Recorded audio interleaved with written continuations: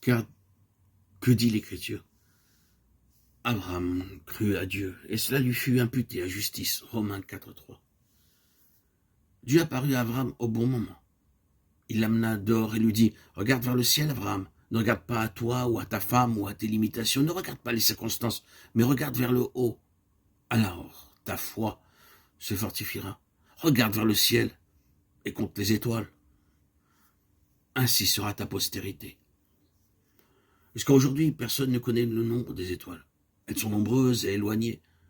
Dieu savait qu'il ne pouvait pas compter les étoiles, mais il avait pour but de fortifier sa foi. Ce n'est qu'en regardant vers le haut que nous avons la foi. L'ennemi nous fera regarder vers le bas, à nos limitations, nos erreurs et nos faillites. Nos yeux devraient être constamment sur lui et nous devons proclamer ses promesses par la foi. Genèse, chapitre 15, 5 à 8. Jérémie 34, 18 nous éclaire sur ce passage. En ces jours, lorsque deux parties se mettaient d'accord, elles prenaient un animal, l'immolaient, et ils partageaient en deux.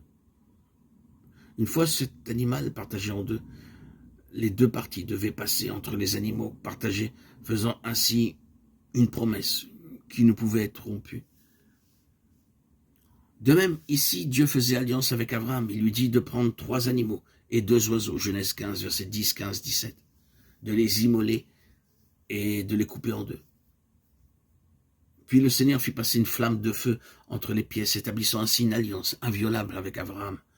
Genèse 15, versets 13 à 17. Il ne douta point par incrédulité au sujet de la promesse de Dieu, mais il fut fortifié par la foi, donnant gloire à Dieu. Romains 80. Abraham écoutait Dieu, et Dieu lui prédisait que sa postérité en tant que nation séjournerait en Égypte pendant 400 ans et reviendrait dans le pays à la 4e génération. Dieu donnait aussi aux Amoréens et aux Hétiens, le peuple du pays,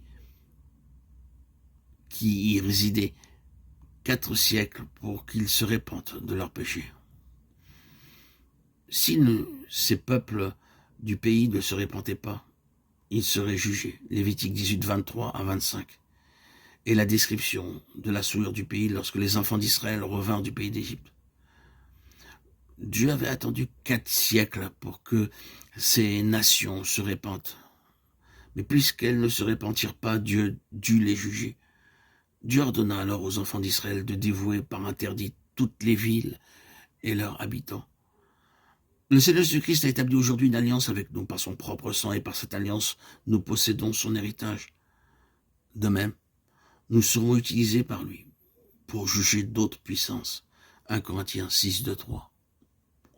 C'est en raison d'un tel privilège que nous devons obtenir une foi forte et active, une foi qui triomphe des doutes, qui écoute et obéit lorsqu'il nous parle.